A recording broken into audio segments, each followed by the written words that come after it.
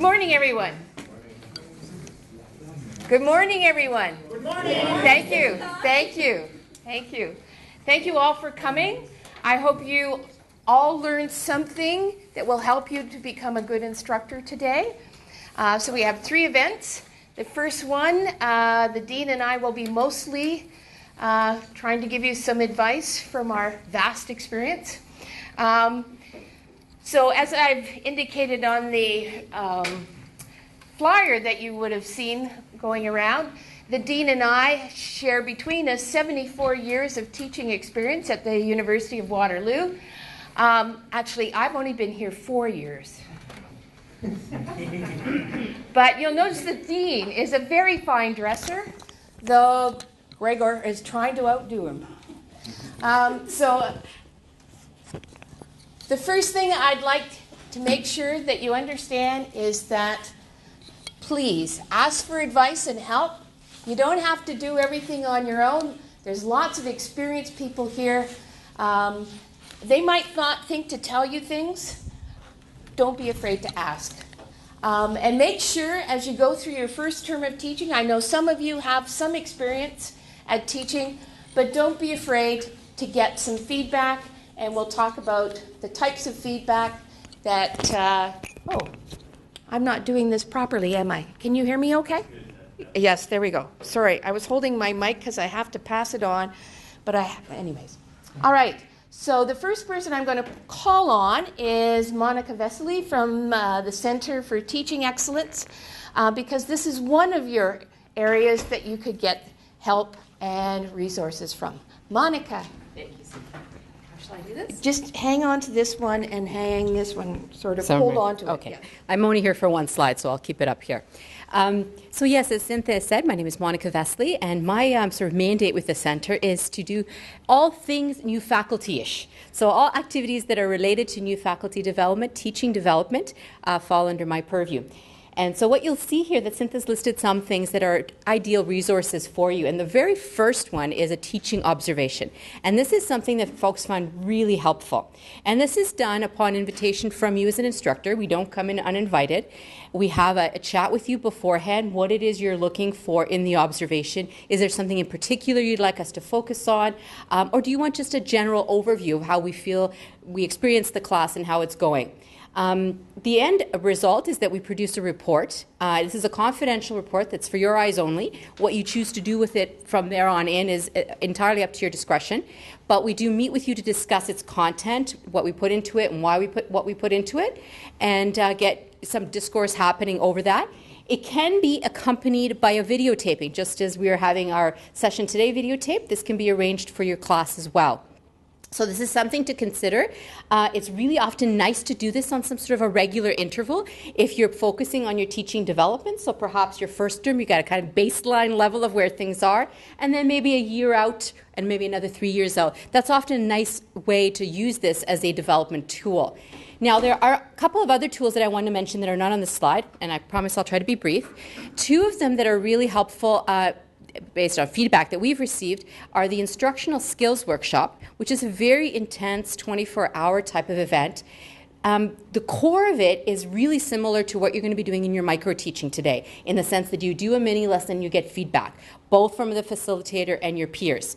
But it's a cyclic type of workshop, so this happens more than once within the 24-hour period, and the intention is that you build and grow within that 24-hour workshop. It's framed as well by various sessions that are thematically based on what your needs are. So we may talk about group work if that's relevant to the types of courses you do, for example, or learning styles. Definitely the feedback piece, both oral, verbal, and the video, because you are videoed every time you do a lesson, are super helpful. And the lessons themselves are structured based on a class model, so a lesson planning model. And we talk about how you use it, how you can modify it, how it's flexible, but what roles the different pieces play. So that's one, as you can tell, really based on feedback, a lot of critique. The other one is almost a 180 degrees opposite to this, and it's a very reflective model, and it's known as the Teaching Squares program. And this one is based very much on just seeing how, as an observer in a classroom, you experience that teacher's space. So as the squares would imply, it's a group of 4 participants, 4 peers, and they visit each other's classrooms over the course of the term. You're provided with guidance on sort of how to frame your visit, like what you're looking for, things you want to know, perspectives you can take. And then we have a debrief session at the end where you share those reflections. And because you've all visited the same class, you have a similar experience, and you can share those perspectives. And this leads for growth because you develop ideas that you'd like to take away that are applicable to your own work, and others that maybe you go, well, no, that doesn't mesh. But it's a really good experience to visit classrooms in a more structured way. So those are 2 also that are available to you. Very quickly, we have a lot of teaching tips on the CTE website. You simply Google it by whatever your theme or keywords are. But finally, the quickest takeaway is please give me a call. If there's anything you need to know, anything you'd like to find out about, I'm very happy to respond, email or by telephone. If I don't have an answer, I'll find somebody who is an expert. And if you haven't met Paul Cates yet in the Faculty of Math, you should really pay him a visit. He's your local LMS guru. He's the guy to go to if you need any advice on iClickers, MapleTA, a wealth of knowledge. So he's a liaison out of CT here within the math faculty. Thank you, Cyntha. Okay, thank you. We had some late newbies come in, and the rule was the new people have to come and sit in the first 2 rows. Where's my other? Aha, please. That's just so I know who my main audience are. And I'm going to call on the dean to say a few words, and then you get to hear from me again. Thank you, Cyntha. I'm Ian Goulden, the Dean of Mathematics, and I was really, really pleased a couple of years ago when the Provost suggested, and all 6 deans responded very positively to setting up a new administrative function or office, a teaching fellow in our faculty to provide a focus for this very important function at the university. So Cyntha very unkindly put up a picture of me in an undignified moment. I'm dignified 99% of the time, as everyone knows. And also to, I think she was trying to say that I've been teaching for 70 years, 74 minus 4, but that's simply false. I'm not quite 70 years old. But over my time since being a professor here in 1980 and teaching some courses earlier, as a department chair and now the dean, it's absolutely clear to me that this discussion about a professor, some of you are new professors, some of you are postdocs, graduate students, professors to be, we hope for all of us. This talk about the job of a professor at a university being research and teaching and service, it's not bullshit. It's really true. And there's no dominant and lesser roles. We have the societal role of university is, among many others, to teach young people who will be you 10 or 20 years hence, and will go out to get different jobs. As a dean, I know very crass things. As you know, it's my job to be crass. It's also a budget reality of what we do. We need to teach students. We need to do wise things with their tuition fees. And it's also fun. So I don't like rules. In fact, one of the first things that I tell my classes is don't believe anything that anyone tells you, especially me, and let them figure it out, and then go on. So one thing you really need to understand: this is not the army. I'm sure that Cyntha was just being gentle about rules and newbies and that sort of thing, and just ignore her as well. It's not the army. This is not part one of trying to inculcate you into some standard cookie-cutter way of teaching. So each of us, as an individual, is going to become the best teacher, the best researcher we can, and we'll be responsible with our home life and our professional life for mixing things in the way that works for us. And this is intended, I think, a really valuable function to help you become the best instructor you can be. There are other things, become the best researcher you can be in many ways from people from this community of scholarship. I'm an older person in the community of scholarship now. There's some young fellows in the community of scholarship behind us who are experienced instructors as well. We've all learned for ourselves and would benefit from others, and we'd love to pass it on. If you didn't like something that Cyntha did or that I'm doing right now, that's another thing you can learn. Well, make sure you avoid doing that. If you have yourself videotaped, I cringed really horribly the first time I was videotaped. I'm sure that, Monica, you get that reaction quite often. And it's, again, no bullshit. It really is confidential for you. There's no secret reporting. So I cringed, but then when I looked at myself, tried to kind of look at the side of my eye, what I looked like, it was really instructive, what I did with my nervous mannerisms, etc. And whether you want to do something different or not is then within your control, because you're trying to read the audience, you're trying to remember what you're going to say next, you're trying not to run out of time, or the boss, like Cyntha, will say, get out of there, put the big hook. And you can't be thinking about whether you're doing this or not, or something that's distracting. So this is intended to try to tell you, I'll tell you things that have worked for me, and you say, that doesn't suit me. That's fine. Things that have worked for Cyntha, things that have worked for an experienced mentor. So it's really a part of not the Army, but just trying to accelerate your progress to becoming the best instructor you can be. We can all, I'm absolutely certain, from hiring many professors over 9 years as a chair and now 4 years as a dean, we hire really smart young people who know their subject really well, have given a really good research talk in some units. The School of Computer Science, the Department of Applied Mathematics have also given a teaching talk. I think you can read from a research talk how people are in presenting. You can all become very good instructors. Some of you can become much better instructors, fantastic instructors than I'll ever be, and that's part of you. And I think what we can do is get you to 0 to 30. We can get you up to 30 miles an hour if you need it really quickly, and then you might top out at 100 or 120 far beyond me in your later life. So I'd like to also emphasize that Monica's office, CT, and Cyntha's office, which I think is in some part a go-between mathematics and teaching help, and Cyntha's office within the faculty. It's not like a direct line to the dean and you report to the dean. It's simply facilitating, helping you. Of course you deal with your director and your chair. Every year you have performance reviews when you're a young professor. Cyntha's not part of that. She's helped you along the way. Your best buddy, a liaison to CT can be your best gang of friends to help you become the best instructor you can be. And so I will stop. I'll say some technical things later, but I'll stop now. So I just wanted to set the stage from my point of view that teaching's important, and we're here to help you become you as the best instructor you can be. Thank you. Thank you, Ian. Okay. I realized as I put these slides together that actually I had about 3 hours worth of stuff. So this is the condensed version where I tried to give you the stuff, as Ian says, to get you up and going at least 30, I guess we should say 50 kilometers an hour, because we're in Canada and we use the metric system. So in your folder you will find a few handouts, one called Creating Your Course Outlines. I have taken these from the CTE website. So there's lots more resources on the CTE website, but I picked the ones that I thought you would need first. And the first one being Creating Your Course Outline.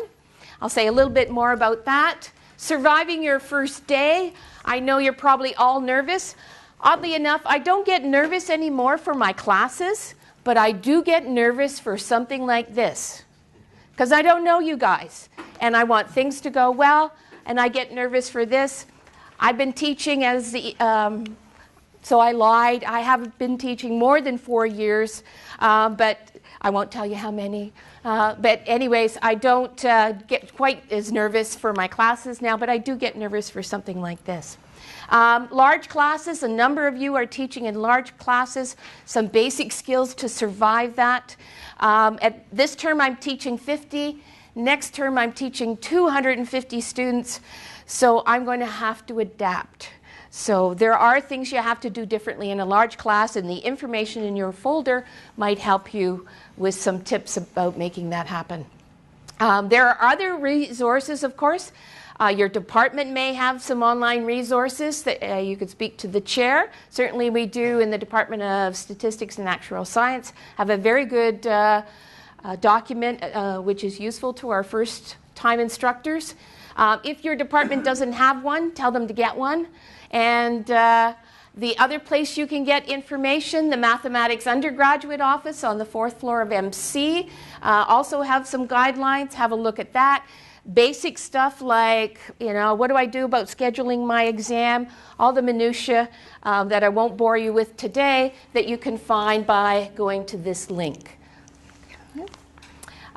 There's also the Math Faculty Teaching webpage, which I'm very proud of. Amy Aldous has done a wonderful job of putting up various things. For example, last year in this session, we had some 4 instructors who had been here for a year talk about their experiences of first year at Waterloo, the good, the bad, the ugly. There are also some profiled teachers there. Reza, put up your hand. Reza is profiled there, talking about how he uses his course evaluations to improve his teaching. And there's also a workshop that Monica and I did about when, at the end of the term, when you get your course evaluations back, how do you interpret the information you got back from the course evaluations and use that information to become a better instructor. I've also included in your package some information that you can, for some bedtime reading. This is a booklet that was created at MIT. Benoit Charbonneau, at the back, told me about this. It's funny, but there is so much good, useful information there, and it's really from teaching a mathematics perspective. So I would encourage you, you don't have to read it all at once, but I would encourage you to have a look at, for example, breaking down the glass wall. How do you increase participation in your class? The other paper resource that I've found very useful is something called Teaching Tips.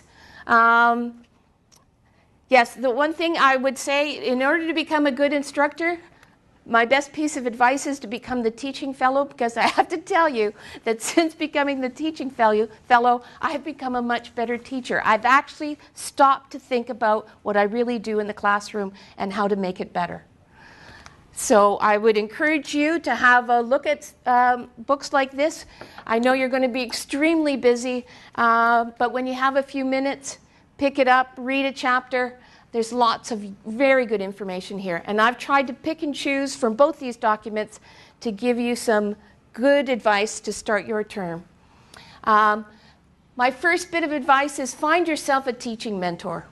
Okay? This could be, most of you are teaching in a coordinated course, so it might be the course coordinator, or find somebody who has successfully taught the course before.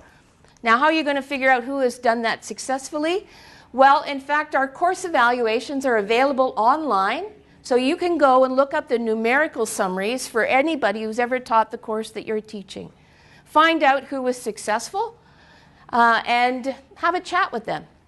You might offer to take them out for a weekly beverage of their choice, be it coffee or beer, and have a chat with them on a regular basis about teaching. I was very fortunate when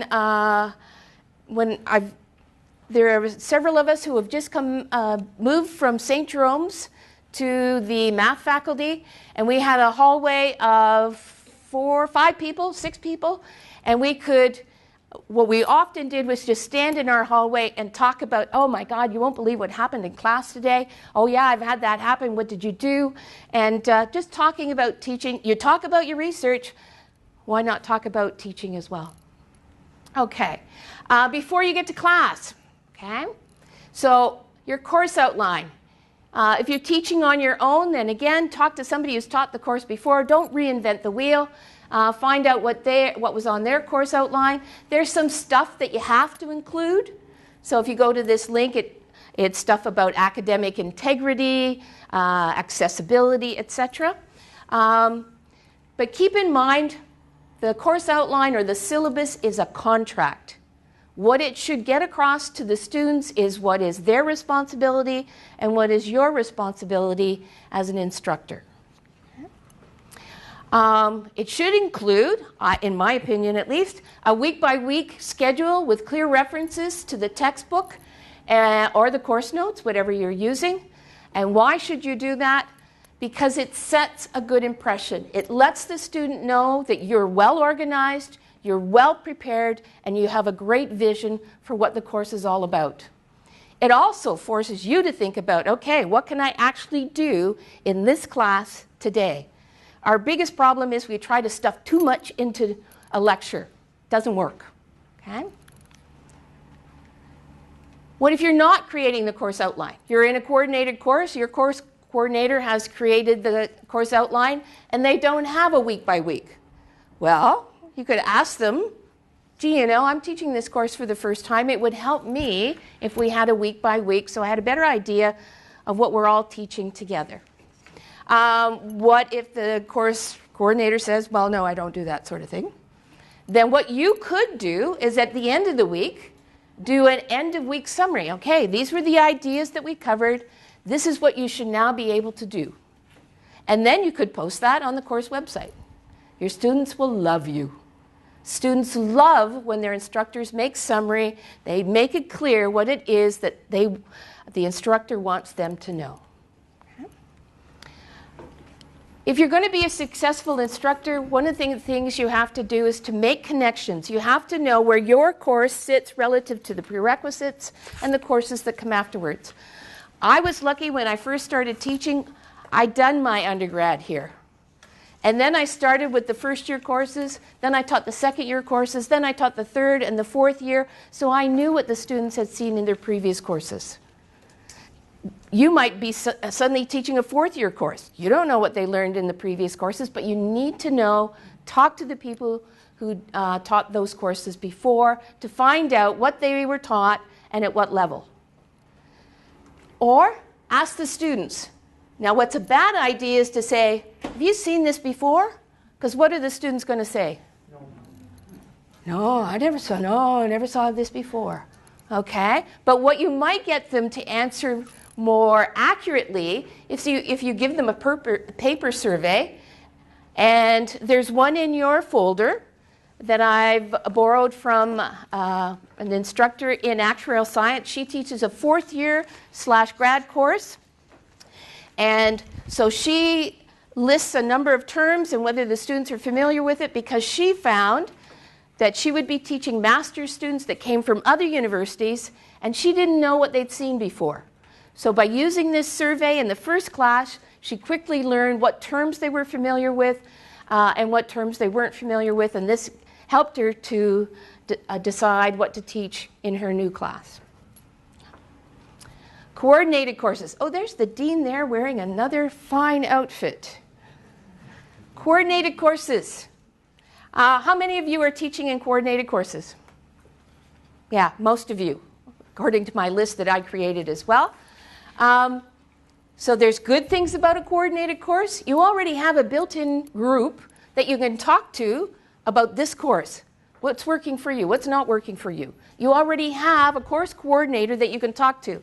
You know, I'm not sure, should I be teaching limits, the definition of a limit at this level or at this level?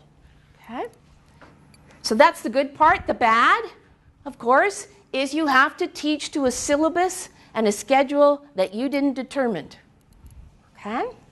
Some of us are okay with that, some of us aren't.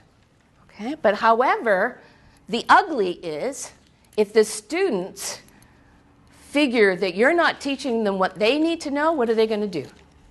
They're all going to leave, and they're going to go find the instructor that they think will teach them what they need to know for the final exam. Okay? So my advice for a coordinated course, stick to the syllabus. When you get to teach that fourth year or grad course, go crazy. But in a coordinated course, especially if it's first or second year, you got to stick to the syllabus. There's common exams and tests, so it's unfair to the students to do anything else, right? Be a team player.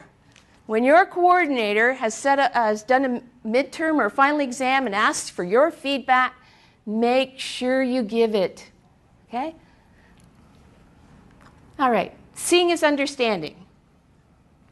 So now I'm thinking about you getting ready for, how many of you have a class on Monday? I do, yeah. What time is yours? 8:30. Oh, 8:30. I'm at 4:30. I got a wonderful 4:30 to 6, Monday, Wednesday, Friday. Anyways, so how many of you have already been to your classroom? Oh, good. Thank you. Oh, I'm so pleased. One of the things that I hate about our classrooms here at Waterloo is the lighting. What would be better is if this was a little brighter, but if what happens is there's one switch, I turn that down, you all go into dark, I go into dark, you can't see me, and you guys all go to sleep, right? So check the lighting, check for any obstacles. Anybody here teaching in MC 2065? Yeah, that console sits right there. If the students sit in front of the console, they can't see you. And I'm short. And you're short, like me. Make sure your students don't. Yeah, make sure your students don't sit in those seats. How? Rope it off. Do something creative, okay? Or ask them not to sit there. Whatever you use, blackboard, whiteboard, slides, make sure the students can read it. So when you're lecturing and you've written something on the board, what are you going to do? I'm probably screwing up his taping. You're going to walk to the back of the room and have a look. Because, of course, when you're at the front and you're writing on the board, what you see here is quite different than what you see at the back. Okay? Get used to doing that on the regular basis. It creeps the students out, but I like to do that. All the more reason to do it. All the more reason to do it. Yes, change it up. What's she doing now? She's in my space. Why is she doing that? Okay? All right. If you use the blackboard, whiteboard, this is a little bit like kindergarten. Color be inside the lines. Okay? There are natural divides. Use them. Don't create new ones. I've seen instructors sort of write over the crack every time, crazy, and then draw a line. Don't do that. Don't do that. I hate that. Alrighty. Use fat chalk. I'm trying to get some new fat chalk. It's wonderful chalk. The stuff they provide us with is crap. You write one word, it breaks. You write another word, it breaks. There's this lovely fat chalk, but you can only get it from the States, but I'm trying to sort out how to get some. Okay, practice. Everything else we do, if we want to get better at it, we practice. Practice writing on the board. If you're like me, I've long since stopped writing cursively. I print. It slows me down. It's easier to read. Use different colors. I don't know. For years, I didn't used to use different colored chalk. And then one day I saw somebody using colored chalk, and I went, wow, what a simple idea. It really sets things out. Because one of the things that students will pick up on, oh, different color, this must be important. Put important things in boxes. Put smiley faces, stars, anything to indicate that, okay, we've been talking for quite a while, but this is what's really important. Okay? Use titles, anything that, as Ian said, you'll all find your own style and what works for you, but you have to be able to tell the students, yes, I've been yattering on for a long time, but this is what is important. This summarizes what I've been trying to get across here. Okay. If you do a data projector, I was very careful as I made up these slides that I followed my own advice. The biggest mistake is people put too much stuff on a slide and they don't use large enough print. I've got large print and I've got bold. I try to make it as big as possible and I don't put a lot of information on any one page. Mix it up. I like to use slides and the board. Not using the board today, but I try to mix it up and use both. The problem with the data projectors in most rooms is, as I said, the lighting. If you're in the dark and the students can't see you, that's not good. And you can ask the audio-visual department to come to your room and help you. There's the link at the bottom there. Don't be afraid to ask them, I got a room, can you help me make it better? Don't be satisfied with what we have in some of our classrooms. Okay, first class. Tips. Introduce yourself. Now, what I didn't ask you guys to do is to introduce yourself to each other. I usually take a few minutes at the beginning of class, tell the students to introduce yourself to the person next to you, in front of you, behind you. Ask them a couple of simple questions. What program are you in? What year are you in? What's your name? Maybe if they're cute, get their telephone number or their email address, something like that. Make sure that on that first day you have some activity in which the students are interacting with each other and with you. What you're trying to do is set the stage to create interaction in your class throughout the term. You got to start from day one, making it comfortable for the students to talk to you and to talk to each other. Okay? Don't stop early. Make sure you use that first day. Okay? Have it well planned. Don't just go in and say, oh, here's the course outline, this is what we're going to do, class dismissed. Use the first class. It sets the tone for the remainder of the term. Get to know your students. These students are called the millennials. They were born between 1980 and 2005. They've grown up surrounded by fast-paced, interactive, and constantly changing media-based activities. Sitting still is not what they do. Well, they sit still, but they don't sit still and just listen to one person. Okay. This is interesting. I have a son that's 22. Boy, did this one ring home for me. They have been treated as special throughout their childhood. Now, that's not bad, but you have to know that. So that they do, in fact, he will argue back.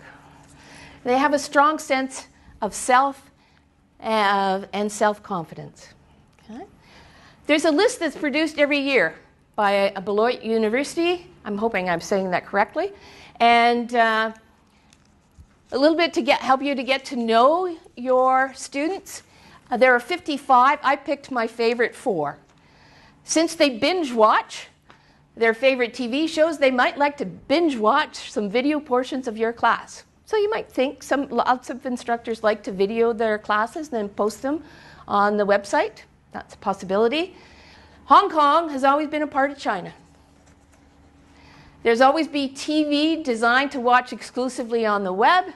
Bill Gates has always been the richest man in the US. And my favorite, since Toys R Us created a toy registry for kids, visits to Santa are just a formality. Why is that important for me?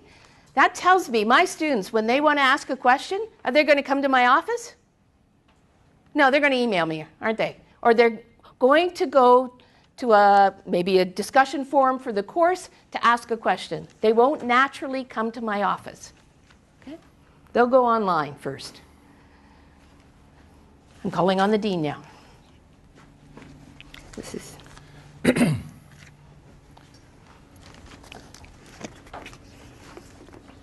I think Cyntha just tries to irritate people. She's calling me the dean. I'm actually Ian. She calls you newbies. She's just trying to get under your skin a bit. That's how she makes her classrooms so much fun, I think. I wanted to say various things about culture, following on from Cyntha's discussion of what millennials and these different generations see. I have a 17-year-old in my house, and next year, all going well, she'll be at a university. And I picture her in a classroom. In her right hand, she will be texting.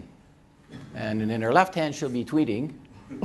And she'll probably be flapping her lips to someone if she's not too interested in what's going on. And Lord knows how she listens.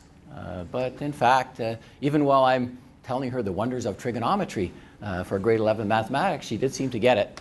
And I didn't show any irritation, I think, when she would answer those texts that came in about every 22 seconds, as far as I could see. Do something like this and it'll all be done. I was born in England, and I was raised in Canada. We have instructors from Asia and Europe and North America, Latin America, all parts of the world for yourself. And so there's a mix in your classroom with your own background and the student's background, and the fact that you're a different age than they are. You have great advantage because you're smarter than I am and better looking than Cyntha, and because you're closer in age to all the students. And well, she did put those pictures of me up. Fair enough. I've learned many things for myself in classrooms. So don't have humor at someone else's expense. I'm sorry. Yeah. When I was young, when I used to teach a class, for many years I would tell on a Friday or a Monday or whenever it was, I would tell a joke to the class, like Don Rickles, only not that funny, I'm sure. And it was often off color. And I thought this is great, and many students did. But at the end of one year when I did this, a quiet young lady who, from her garb, was clearly a Mennonite student, local, came to see me. She said, "Professor Goulden, I loved your class, blah, blah, blah, blah, blah." She told me positive things about it. She said, "I really wish you didn't need to tell those jokes."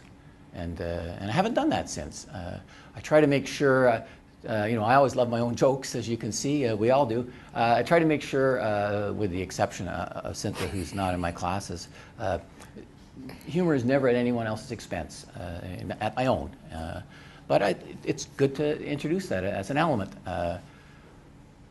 I was very sad as dean when a student leader, a young woman who was on the executive committee of the Math Society, saw me 2 years ago as she was going off to graduate school on another continent, and she was in tears in my office because she's talking about the culture for women in the math faculty, and about 1/3 of our undergraduates are women. A smaller number in computer science and a bigger number in actuarial science and some measure in between. And of course, when you're teaching first or second year classes, you tend to have students from across the faculty.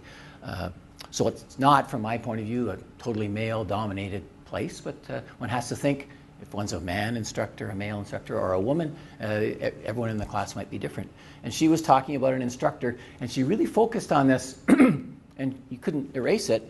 And this male instructor, I guess, had made a number of comments throughout a term about his spouse, about his wife in this case, and they weren't very positive from her point of view. And he, I'm sure, just like me when I was telling my Don Rickles best impression, he thought they were very funny and the humor was great. But she went away with a clear impression that here's this male son of a gun saying negative things about women. And that's another thing that you won't get that from one single video, because you probably clean up your act from every point of view when you're giving a lecture. It's just like when your department chair comes to observe your lecture, you probably do it slightly differently.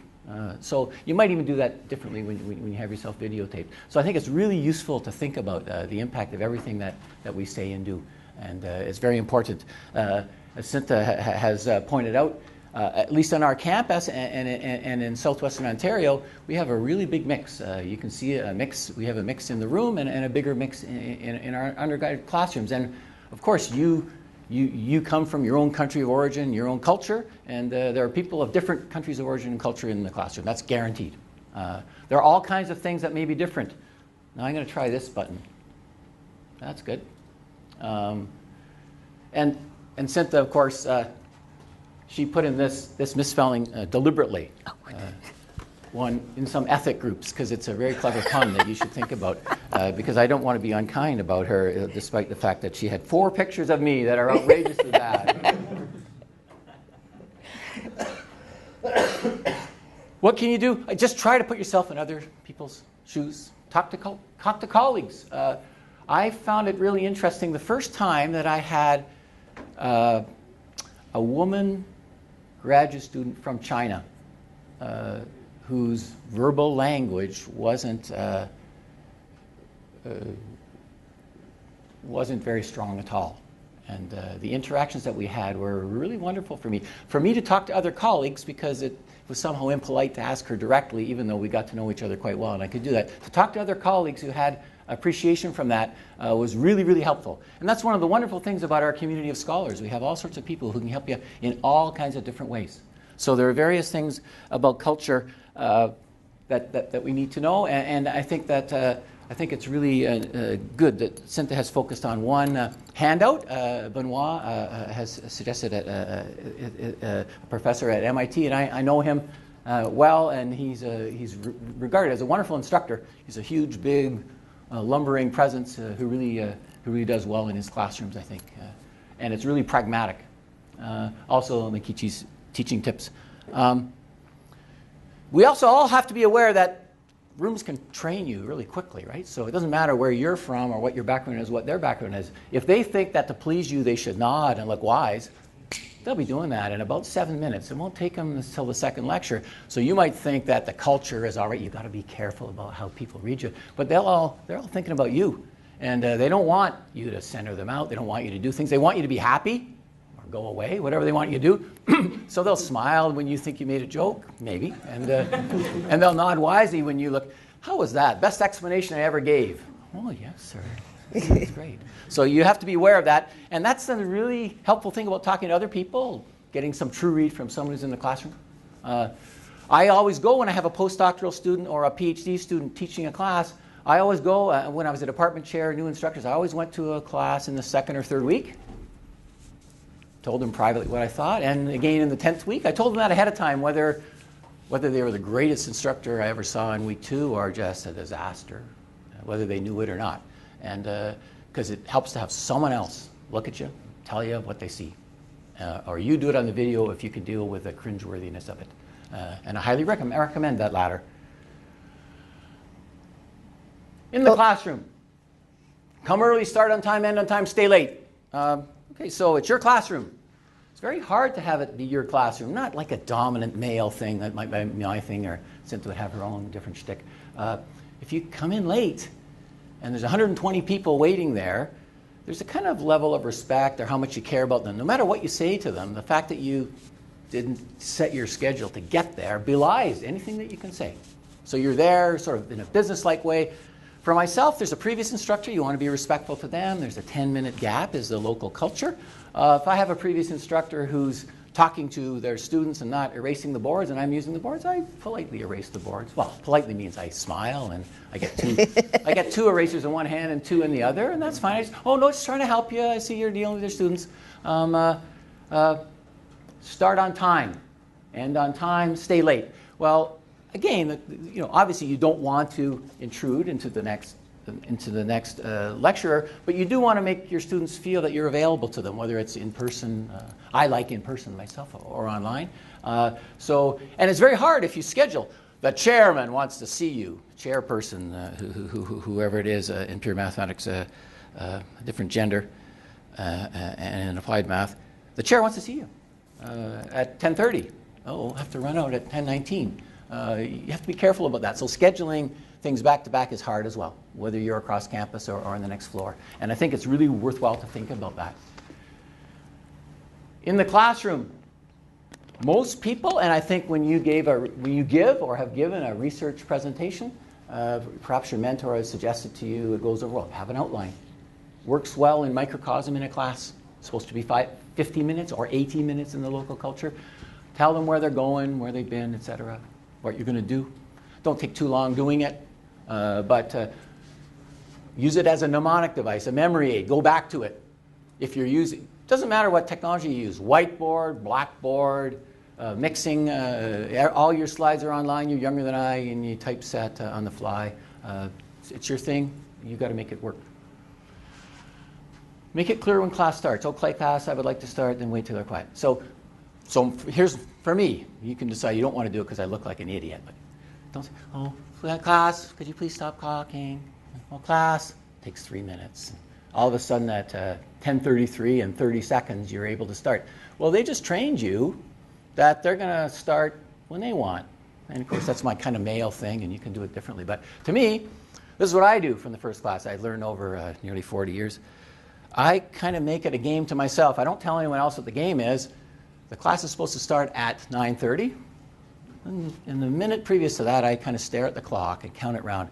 And when the second hand hits 12, I start. And I can train them, I claim. It always works by lecture 2. And then sometime in the first class, and I do not wait till everyone's quiet the first time, because they're going to train me. It's just like bloody meetings when they start 5 minutes late, because people, you can train people. You'll use a different word because you're politer than I am, to do it your way. And I suggest you think about that. And you might decide that's horrible to you and you'll do something else. But you should think a little bit about interaction with people. So for me, it works to play a little game with the second hand and then start. And I don't start too loud. Or sometimes I go, hello! How'd that do for the AV? Do something that's a little different. But do not keep up the loud volume for me because it makes me hoarse. People will quieten down really quickly. Just need to focus. And sometime in the first week, I say something about making a pact with them. My job for 120 of you, your time is valuable. Every minute is 120 minutes. I'm going to use every second of this class as wisely as I can for your benefit, not mine. And part of that is I'm going to start at 10:30 in no seconds. And I understand some of you have to walk from Laurier, and you have a class that started at 10 minutes before that time, and it takes you 12 minutes to walk. And I understand that very well. So I would appreciate, if you're part of the pact, and don't say this at minute 1 in the class, they're not there. Near the end of the class. Your part of the pact is to come in very quietly and respectfully of others in the class. And I do not focus that. I try to make humor about me, but I don't focus the respect about me. It's about the other people in the class. And that works very well for me. So by about lecture 3 or 4, I have students all watching the same thing, and I don't start a second early. That's my thing. And you know I love my own jokes already. So your thing might be that you're going to be, I'll get a megaphone and get these bastards to shut up. Or maybe you'll just wait till they let you start. That's your thing. But I suggest you think about that. And it's your style. And go to J.P. Preddy's class, or Conrad Hewitt here, or Benoit Charbonneau's class. Fantastic instructors. And I warrant that each of them, Cyntha as well, each of them would be very pleased if you asked if they could sit in the back corner of their classroom. They'd be thrilled. They might be a bit embarrassed, but in fact, I happen to know that they're all fantastic instructors. Communication. So students are people too. It's trite but true. If you're in any community, it matters to you that your instructor, your professor, independently of culture and age, acknowledges you as a person. And I don't know how culturally independent it is or not, but making eye contact, knowing your name, matters a lot. It's really hard to learn 180 names in a class of 180 when 40 of the students never come to class. It's impossible. But it's really easy, even for an old guy like me, to learn 50 names in a class of any size.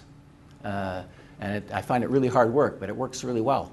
Anytime any student comes to my office hours, I ask their name and we discuss for 1 minute something about them and me. I tell them something about me where I'm being an idiot, or something negative about me, or a joke my family makes about me. We have some interaction. That locks in the name for me. That's what I would like to do. And I think it works well.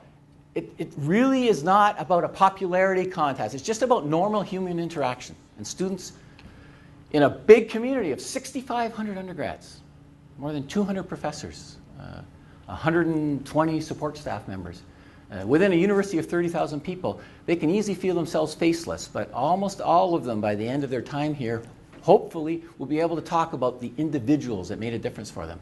And every professor can be one of those.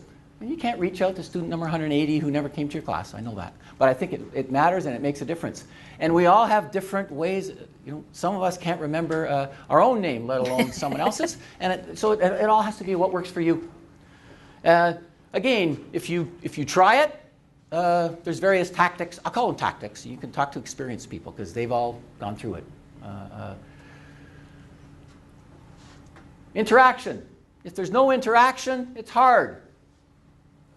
You need to get feedback. You need communication. You can't tell if your explanation is working if you don't know whether they're giving you feedback, and people will go, yeah, great, really quickly. So it's really hard to get a notion of communication. For me, I like to interact with them one-on-one. I always come a bit early, have a little chat, go talk to some poor student in the second row. Hey, how's it going? Try not to be too invasive after the class, answer their questions. I don't answer emails, actually.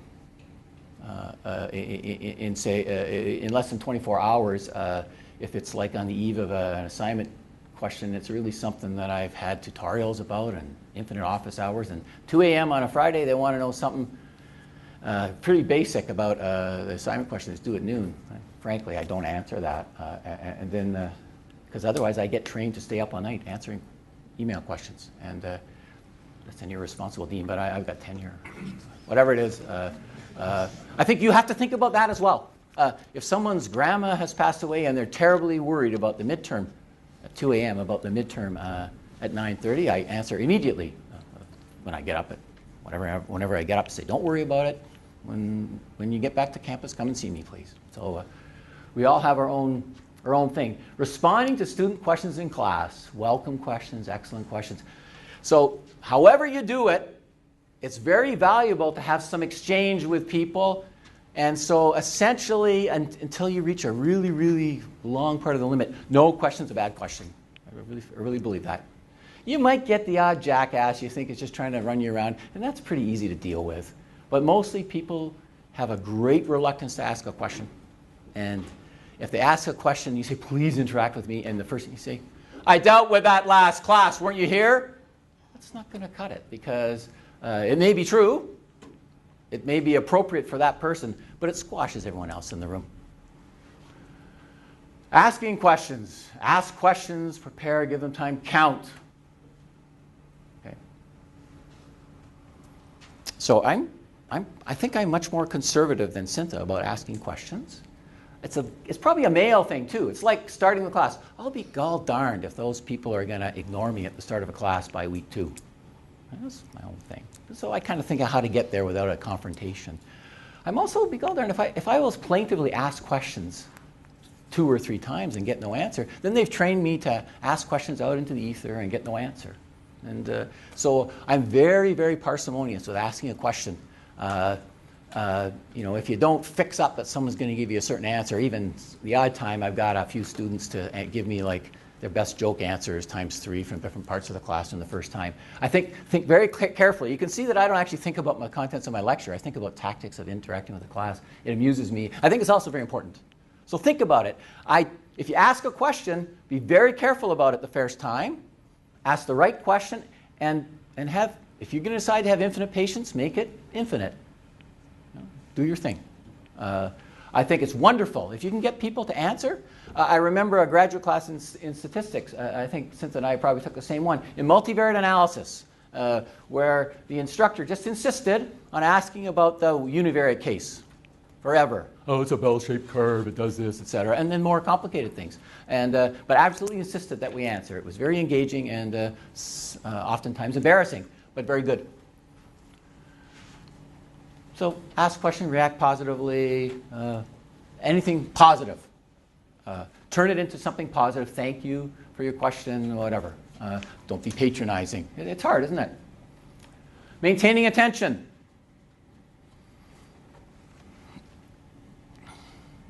You're writing lectures, notes on the board. You got them up on the slide, on the screen. You got to make a basic decision whether you're just giving them the slides, whether you're giving them the annotated notes yourself on the website, or whether they might actually be transcribing from a board or making their own annotations. You figure it out. But often you're going to be in the situation where you've just finished something and you want to start something new, and half the room, most of the room is still writing something. So figure something out about the timing of it. Break it up. Simply say nothing for 10 seconds. It seems like forever to you, but actually is a nice lull for students. Walk around the classroom. Early in the first lecture, I'm just checking that you can read that from back here. I make a joke about, my eyes aren't so good here, but you guys can all see it, I'm sure. Share the space with them, because if you're the instructor who retreats into the board or the back of the stage, it's like you're afraid to go into the classroom and it's their space. It will make them less likely to ask questions. So I think you need to think about that. You also need to think about your timing, because Cyntha will tell me I'm going over time. I'm going to take a couple more minutes. That's okay. Isn't that good? Thank you. What else can I say? I'm not sure what else you can say. When I was younger and fitter, and I had a big square desk with legs and no audio visuals on it, I would sometimes jump on the desk. It wasn't too close to invade someone's space.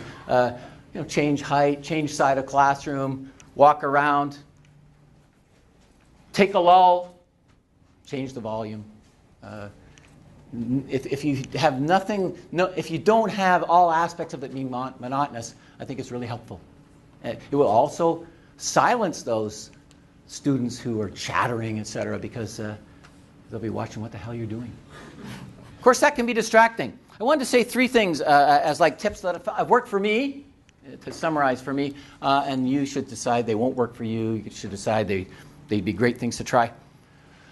Troublemakers in a class. You've got 120 students and you got 2 males, females, doesn't matter. 1 male, 1 female, back of the room, talking quite loudly. When I was young, I would fight them. Beat the hell out of them the second time it happened. And it always took something out of me. It took something out of everyone else either. It's unpleasant, it's distracting, it took away from the class. Over time, I have developed for myself the following strategy. Happens the second time and I go straight over to see Marius. And at the end of the class, very quietly, I don't make it like I'm a big tough guy, because of course I'm not.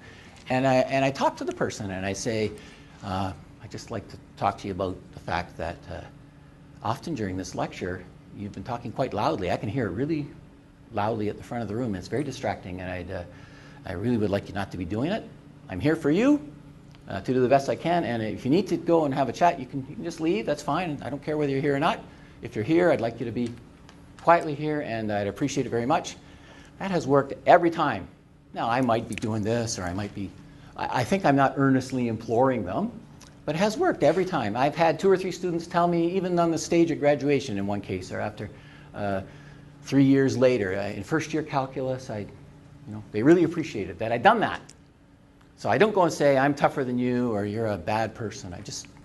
So for me, that has worked far better than confronting them in class. And I guess I've never just ignored it. But there are other people who will ignore it, and then they act surprised when over the term more and more people join the chatter gang. Yeah. So it's something you need to think about. And again, tactics, they have to work for you. You have to do your own thing. Material.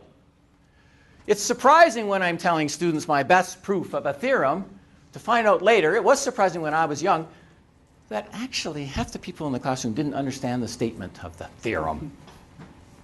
So I have never been able to maintain a schedule in class, as you can see from today. I tend to go along because I've come to spend a lot of time talking about what the hell, say, a theorem means. What happens if you relax this condition? Train the class that mathematicians might use that language. That's the one I use in that class. Someone else might use something else. And get them to give counterexamples. That's a wonderful way to get answers to a question, because then people like to think smart. They like to be smart people and give you something. And obviously, there are quite obvious counterexamples. What happens if we don't make this requirement in this theorem? What's the example of a function that satisfies every part of the theorem but this and doesn't satisfy the whole theorem, etc.? So I have found it surprising how wonderfully glib my proofs can be, or my presentation can be, and it clearly goes flat when you get the response. And of course, sometimes I say, oh, hell with them, whatever one says, or I can try to address it more directly at a more basic level, because actually the students are there because they'd like to understand, of course. So I have found that it's very useful to think about real basic things. Real basic things like what the converse of a statement is, what contrapositive is. If you're going to use that language or want to use it, in my experience, I can get 90% of the people who attend the classroom, maybe not 100%, over the term to understand that language. As a mnemonic device, a memory aid, repeat it. So I recommend that. That has worked for me. Popularity. So as a department chair in combinatorics and optimization, you can check that, I guess. I had one instructor who's now retired, and his teacher ratings were always low, and he would come to show me from time to time research about student surveys, and they didn't always say what they thought they said. And as a chair, I would look at student surveys results every term. They say for 9 times 3 is 27, as you can tell, 27 times. And I think that they probably don't. The questions that they ask about you aren't exactly the same as good teaching, but I have seen a huge correlation if you bucket the instructors that are reacted to most positively by students, and the professors who are reacted to least positively. There are some. That's a smaller bucket. In fact, it is, and maybe a middle group. There's a huge correlation between what these people do. And I think it does have a very big correlation with good teaching, with communication, with students getting it. So this instructor lamented to me that he had spent all weekend answering emails about this assignment. The context was, which was due on Monday. The context was that he had sent out this assignment, one of 5 in the term, and it it turned out 7 typos. I kind of traced it down. 7 typos. And that by the time, and these were non-trivial typos, by the time typos 5, 6, and 7 were revealed on Saturday at noon by a student's question, and he was heroically answering emails all weekend, still insisting it was due at noon on Monday, he felt that his efforts in answering the email weren't responded to positively by the students, but they were just all ticked off, as anyone would be, that here's something that's worth 5% of their mark, and the instructor didn't even take the time to make it right. So, of course, none of us is perfect, least of all me, but knowing how to deal with it, I think, is really good.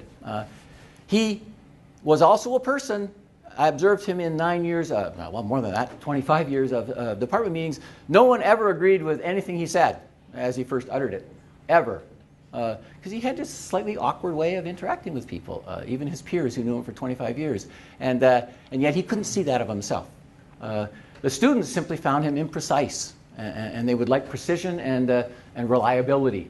But of course, that doesn't mean that we're cookie cuttering, giving them some kind of standard mantra about calculus or combinatorics or computer science. It means that students want it to be reliably delivered to them, and then you have all kinds of license to do it in the best possible way that you can. And I know that each of you as smart people will be able to do that and have the joy of getting positive reactions from students over the years, as I have. So thank you. Hope I haven't taken too much of your time. No, I think I only have one more thing to say. Getting feedback. So I have to tell you, in many years of teaching, that what I think is coming across is not necessarily what's coming across. One day when I gave a midterm back and I was very disappointed in the results, I was trying to get across that I hadn't done my job as an instructor. What they heard was that I was upset with them for having done poorly. So make sure that you have an idea of what you think is going this way is actually being received. And that's hard to do when you're always on the same side of your face, right? So what can you do? Ask somebody to come to your class, especially as a new instructor, even as an old instructor. Have somebody come to your class, a colleague or the teaching fellow, somebody from CTE, to give you feedback early and later in your first term of teaching, and then down the road as well.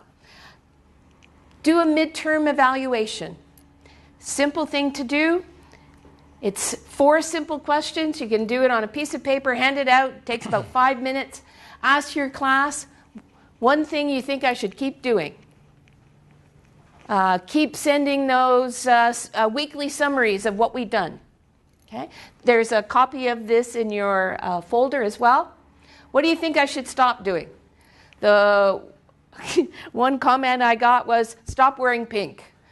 I like to wear pink in all my classes. Please stop wearing pink. What do you think I should start doing?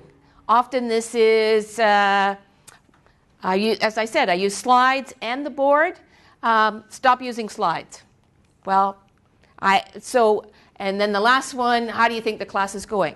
So what I make sure I do is after I get this feedback, the next day I come back with a summary of what they told me. If there's something they wanted me to do that I don't want to do, I explain why it is that I do things that way.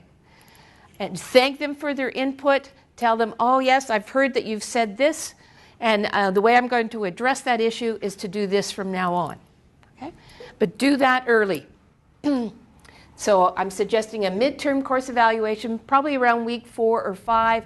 Just ask them those 4 basic questions. And then make sure that you go back to the class after and say, this is what you told me, this is how I'm going to change things. The worst thing to do is to wait till the end of the term and you get back your course evaluations. You've thought things have been going along just fine, and you get your course evaluations and you go, I had no idea. It didn't go well. Okay? Don't wait till the end of the term. Get some feedback from your colleagues, from the students themselves, while the course is happening. Alrighty. And then I will summarize by suggesting what I said at the beginning. You don't have to do this all on your own. There's lots of advice and help from those of us who've had jointly 74 years of teaching experience, and get feedback during the term, and you will become a better instructor. Okay. We were going to have time for questions. Maybe we can take about 5 minutes because the next session takes place in MC 2065. There's food starting at 9:15, but we already have food here. And the speakers actually start at 9:30. So maybe I'll just take about 5 minutes for questions for Ian, the Dean, or myself, or Monica. Did we tell you everything you need to know? Reza? How do you deal with, you said about the previous knowledge on material for kids. How do you deal with, for example, you go to, I don't know, regression class, and you say something, and of course you ask them, do you know? They may say no, but you know that they are supposed to know. So it's in linear algebra, for example. Okay. How do you deal with that? We have heavy content in the course, and there's something fundamental that, at least in my course, I figure out it's a bottleneck. Then how do you juggle things around? Okay, did everybody hear Reza's question? Did you notice I'm using my own notes? Okay, so you're teaching a course, and it has a prerequisite course. So for example, for me, I often teach a third-year mathematical statistics course. So they've already taken a probability and statistics course in second year. And I'm about to talk about, I don't know, the central limit theorem. I said you all talked about the central limit in your Stats 230 class. Can anybody tell me? And they're going, no, I never did that. No. If there's any material I think they should know, that for some of them what's happened is they took the Stats 230 course, and then it was 2-3 years down the road, and now they're taking the other follow-up course. So anything that I think is important from a prerequisite course, I post online and say, please read this. I might do a quick summary in class about the important details. Okay, let's just summarize what was in that information, but this is material you should know. And I do it quickly, but I basically try to get across, this is your responsibility. This was in a prerequisite course, but maybe they lost their notes, maybe the dog ate their course notes. I post the old course notes on my course webpage, and I make summaries of the material that particularly pertains to what I'm doing in my class. Okay? So I've found that works for me. Anybody else? You guys have been so quiet. Conrad. So a couple of things happened while you were talking, and you didn't react at all, and I'm just curious if you did that on purpose. So a phone went, and somebody took a picture of what was going on. Ah, okay. You didn't blink. Now, were you doing that intentionally because you didn't want to have the confrontation? What would you have done if it was a class of 18-year-olds? Would you have said anything, or would you have let those both go? Okay, phone, yeah. Phone ringing. That one was rather quiet. If it's a little louder and it's a nice tune, I usually do a dance. And then usually I do something silly the first time, I guess, and say, oh, I like that tune. Or I say something silly like, oh, if it's my mother, tell her I'm busy, I'll call back. Okay, so I make fun of it the first time. I find there's a lot less of it happening now. They've all got it on vibrated, and they're all texting anyway. So it hasn't been as much of an issue lately as it used to be. But I make fun of it the first time, and they don't like to see me dance, so it usually stops pretty quickly. The pictures. Okay. So for myself, whether I dance or not, it would be execrable if I did. Again, don't make fun of the person so much, but make fun with it, even if you just wait. So I've come to simply wait. And perhaps walk over in front of it expectantly as a person, but I don't say a thing. And I just wait until the person has dug this thing out of the bottom of their backpack, whatever it is. They are going 19 shades of crimson at the stage. So if you decide it's a distraction kind of, that's what I found. I just simply wait, and when it's done, it's all done. I say, well, thanks. And it's never happened a second time. It's never happened subsequently in any of my recent classes. And the picture thing, now that has popped up more often now. So who stood up and took a picture? There you, yeah, okay. Yes, yeah. The first time it happened, I sort of went, what happened? What just happened there? Somebody took my picture. Did I look good? And of course, they weren't taking a picture of me at all. They were taking a picture of what's on the screen or the board or whatever. Some of them will wait till the end of the class, but the first time it happened, I went, whoa, what just happened there? Again, you have to make a decision for yourself. I don't care. If they're getting down the information they think is important in any way that they want, some of them write really badly. I have a son that just doesn't write. He types. And if there's something on the board that he wanted, I mean, he would take a picture. So you might address it if it's an issue for you at the beginning of your class. Okay, those of you who want to take a picture, these are my rules. This is my classroom. These are my rules for doing that. I don't mind, but if you do it, you have to make sure you're not standing in somebody's way so the person behind you can't see. Yeah, make your own rules. I don't get too excited about it, but I figure, you know, as long as I'm looking okay, I don't mind if they take pictures. I would use slightly different language. I wouldn't say my rules because I'm not as tough as Cyntha. I would suggest the rules that we would have in the classroom for each other.